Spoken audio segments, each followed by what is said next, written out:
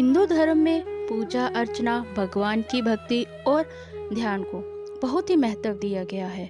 और अगर भक्ति हो भोलेनाथ की तो मन के अंदर अपने आप में ही एक उपासक होने का पावन सा एहसास होने लगता है। इसीलिए दोस्तों, आज हम फिर आए हैं एक बार फिर शिवालय के बारे में कुछ और रोचक बातें लेकर।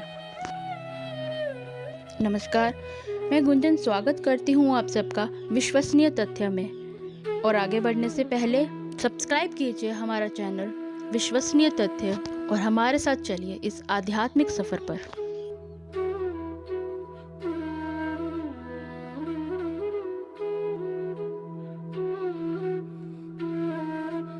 शिवलिंग की पूजा करते समय पूजा करने की दिशा का भी ज्ञान होना अनिवार्य है। शिवलिंग की पूजा का एक विशेष विधान है। जिस स्थान पर शिवलिंग उपस्थित हो उस तरफ से पूर्व की ओर मुख करके पूजा नहीं करनी चाहिए, ना ही उत्तर दिशा की ओर मुख करके बैठना चाहिए, क्योंकि उत्तर दिशा में शिव जी का बायां अंग होता है और वह स्थान केवल माता पार्वती जी का है। उनके स्थान पर और कोई नहीं बैठ सकता। ऐसा भी माना जाता है कि शिवलिंग की वेदी मुख्यतः उत्तर दिशा की ओर इसलिए बनाई जाती है क्योंकि शिवलिंग में दो ऊर्जाओं का प्रभाव होता है, जिसका सीधा सामना करना किसी भी साधारण मनुष्य के बस में नहीं। इसीलिए कहा जाता है कि कभी भी शिवलिंग के सामने से दूध, जल, दही या किसी भी चीज से अभिषेक नहीं करना चाहिए। शिवलिंग की पूजा के लिए सबसे उत्तम दिशा दक्षिण दिशा है। अगर शिवलिंग की पूजा दक्षिण दिशा की ओर बैठकर की जाए तो वह पूजा बहुत ही उत्तम मानी जाती है।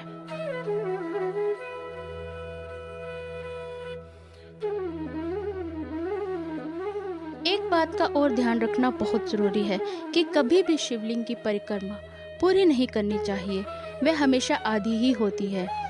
और इसके साथ परिक्रमा किस दिशा से शुरू की जाए और किस दिशा में उसे खत्म किया जाए, इसका भी ज्ञान होना बहुत अनिवार्य है। तो आइए जानते हैं।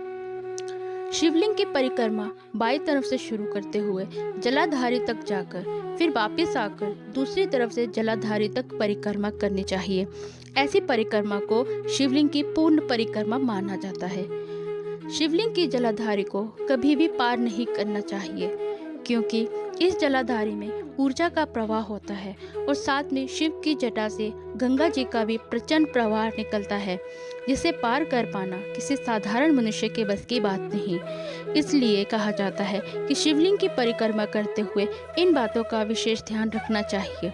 मगर अगर जलाधारी किसी पाते से, पत्थर से या किसी भी चीज से ढकी हो तो उसे लांघने में कोई भी दोष नहीं लगता, क्योंकि उसे गुप्त गंगा या गुप्त ऊर्जाओं का संग्रह माना जा सकता है, जो धरती के अंदर ही अंदर प्रवाहित होता है। उसे लांघना किसी भी प्रकार का दोष नहीं होता।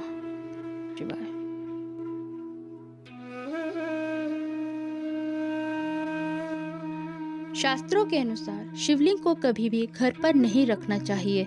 ऐसा क्यों? आइए जानते हैं। शिवलिंग को स्थापित करने के लिए बहुत विधि विधान करवाना अनिवार्य है और स्थापित हो जाने के बाद रोज उसका पूर्ण विधि विधान से पूजन करना भी उतना ही अनिवार्य है। और अगर ऐसा ना किया जाए तो कहते हैं कि शिवलिंग की गर्म ऊर्जा का दुष्प्रभाव हमारे ऊपर पड़ता है, और अगर शिवलिंग घर पर होगा तो इसका दुष्प्रभाव घर के परिवार के सदस्यों पर और खासकर स्त्रियों पर पड़ता है। और इसके साथ साथ घर में ग्रस्त जीवन चलता है तो उसका प्रभाव भी शिवलिंग पर पड़ने का भय रहता है, जिससे कोई ऐसी त्रुटि हो सकती है जिससे शिवजी रुष्ट हो सकते हैं। इसीलिए शिवलिंग की स्थापना घर पर नहीं करनी चाहिए, किंतु अगर घर के पास कोई शिवालय हो, वहां जाकर माथा टेकने से, जल अर्पित करने से गृहस्थ जीवन सदा सुख में और शांति में बना रहता है और वह घर शिव शक्ति की कृपा का भी पात्र बनता है।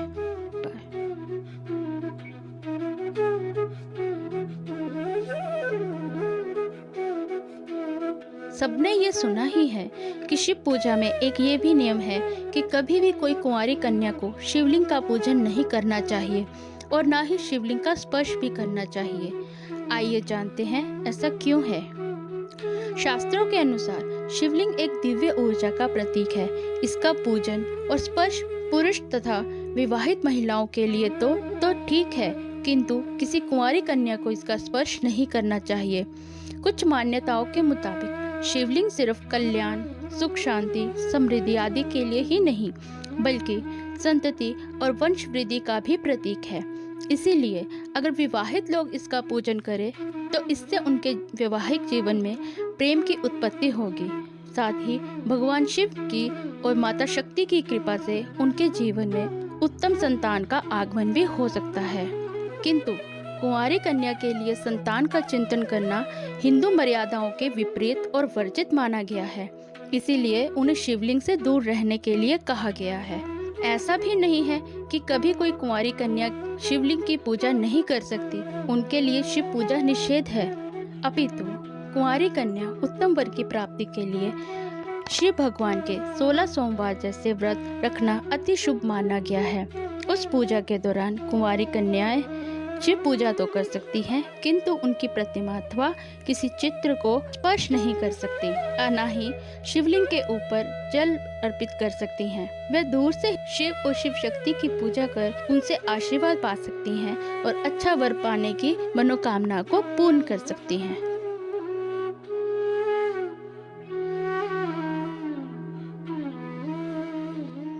सिंदूर सुहागनों की श्रृंगार का सबसे महत्वपूर्ण हिस्सा माना जाता है। कहा जाता है कि एक सुहागन कभी बिना सिंदूर के नहीं होनी चाहिए। कुमकुम से माथे पे सिंदूर और बिंदी बनाने से उनके सुहाग की लंबी उम्र होती है। माँ पार्वती जी को तो सिंदूर का टीका लगाया जाना अति शुभ माना जाता है, किंतु शास्त्रों के अनुसार भगवान शिव को कभी भी सिंदूर से तिलक नहीं करना चाहिए। ऐसा इसलिए कहा जाता है क्योंकि शिव को संहारक माना जाता है और उन्हें सिंदूर लगाना इसके विरुद्ध हो जाता है। इसीलिए कभी भी शिव को या शिवलिंग को सिंदूर से तिलक नहीं करना चाहिए। दोस्तों, आज के लिए बस इतना ही। उम्मीद है आपको आज का ये वीडियो भी पसंद आया होगा।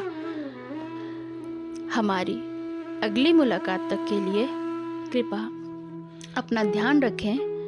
ओम नमः शिवाय।